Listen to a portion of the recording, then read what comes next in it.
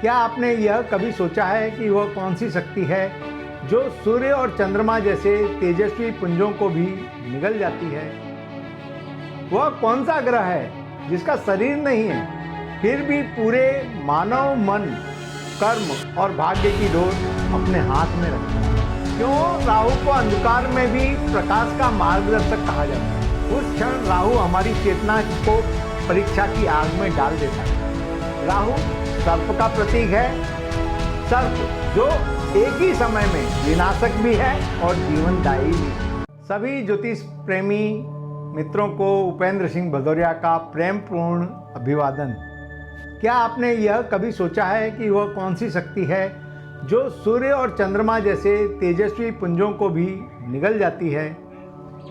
वह कौन सा ग्रह है जिसका शरीर नहीं है, फिर भी पूरे मानव मन, कर्म और भाग्य की डोर अपने हाथ में रखता है? वह है राहु, छायाग्रह, अंधकार का राजकुमार और ज्ञान का रहस्योद्घाटक। आज हम जानेंगे क्यों राहु को अंधकार में भी प्रकाश का मार्गदर्शक कहा जाता है। जैसा कि सर्वविदित है, वैदिक ज्योतिष में राहु को चंद्रमा का उत्तरी पात कहा जाता है, नॉर्थ नोड ऑफ मून कहा जाता है। यह कोई ठोस ग्रह नहीं है, बल्कि वह बिंदु है जहां सूर्य और चंद्र की कक्षाएं एक दूसरे को काटती हैं। ऋषियों ने इसे छायाग्रह कहा है, एक ऐसी शक्ति जो दिखाई नहीं देती लेकिन जिसका प्रभाव पूरे जीवन पर बहुत गहरा पड़ता है। पाराशर जी ने अपने ग्रंथ में जिन अदृश्य ग्रह शक्तियों को बताया है, उसमें राहु और केतु विशेष हैं, जो आत्मा को परखते हैं, पुराने कर्मों को उजागर करते हैं और हमें आध्यात्मिक रूपांतरण के मार्ग पर ले जाते हैं। पुराणों के अनुसार राहु और केतु के बारे में जो कथा है वह ऐसी है कि जब अमृत पान करते समय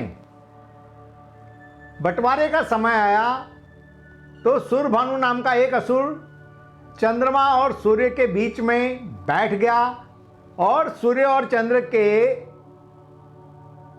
इशारे पर विष्णु भगवान ने उसका सुदर्शन चक्र से सिर काट दिया। वह दो भागों में बट गया, ऊपरी भाग राहु कहलाया और निचला भाग केतु। तब से राहु सूर्य और चंद्र को समय समय पर निगल कर ग्रहण लाता है। यह घटना केवल खगोलीय घटना नहीं है, बल्कि आध्यात्मिक भी है। उस क्षण राहु हमारी चेतना को परीक्षा की आग में डाल देता है। राहु सर्प का प्रतीक है। सर्प जो एक ही समय में विनाशक भी है और जीवनदायी भी। प्राचीन रहस्यों में सर्प ज्ञान का प्रतीक है, क्योंकि यह अपनी केंचुली उतारकर पुनर्जन्म लेता है। यह वही कुंडलिनी ऊर्जा है जो साधक के भीतर सुसुप्त अवस्था में रहती है। अगर इसका उपयोग अनुशासन और तप से किया जाए तो यह दिव्यता तक पहुंचा देता है। यदि यह लालच और भौतिकता की दिशा में सक्रिय हो तो पतन का कारण भी बन सकता है। इसलिए राहु को विशीला ज्ञानी ग्रह कहा गया है, जिसका ज्ञान अमृत भी है और जहर भी। पुराणों में राहु को सिंह वाहन कहा गया है, शेर पर आरूढ़, चार भुजा वाला, जिसमें कृपाण, भाला और ढाल हैं। यह संकेत है कि राहु एक योद्धा है जो आत्मा की परीक्षा लेता है। वह साधक को भौतिक मोह, भ्रम और अहंकार में फंसाता है ताकि वह भीतर छिपे सच को खोज सके। उसका काला रंग अंधेरे का नहीं है बल्कि रहस्य का है, क्योंकि अंधकार के बिना कोई भी प्रकाश अपने मूल्य को नहीं जान सकता। लग्न में राहु होने पर व्यक्ति अशांत या भ्रमित रह सकता है। दशम भाव यानी कर्म स्थान पर राहु अद्भुत सफलता देता है, खास करके विदेश में या अनजाने क्षेत्रों में। नवम, दशम और एकादश भाव में राहु को शुभ का माना जाता है। जीवन में नया उत्थान, रहस्यमय सफलता और बाहर से मिलने वाला गौरव राहु ही प्रदान करता है।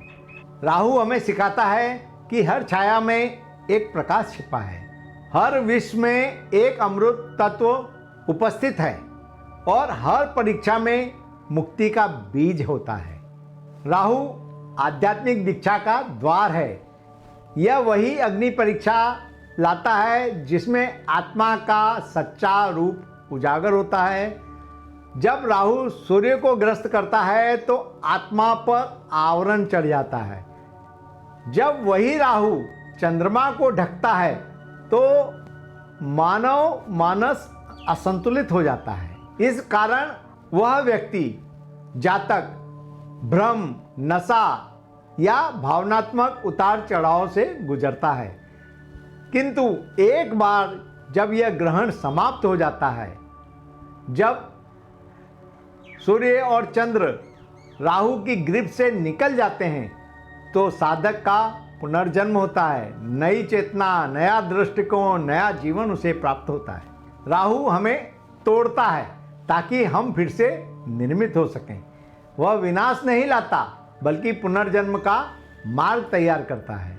तो अब आप अगली बार जब आकाश में सूर्य या चंद्र ग्रहण को होते देखें तो याद रखिएगा, यह केवल खगोलीय घटना नहीं है बल्कि आत्मा और ब्रह्मांड के बीच चल रहा एक शाश्वत नृत्य है। राहु सिर्फ एक ग्रह नहीं है, वह आपकी चेतना की अग्नि परीक्षा है जो अंधकार के माध्यम से प्रकाश की ओर ले जाती है।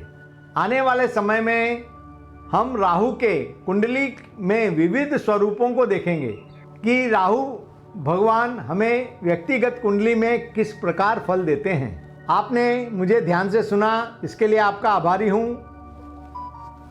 धन्यवाद।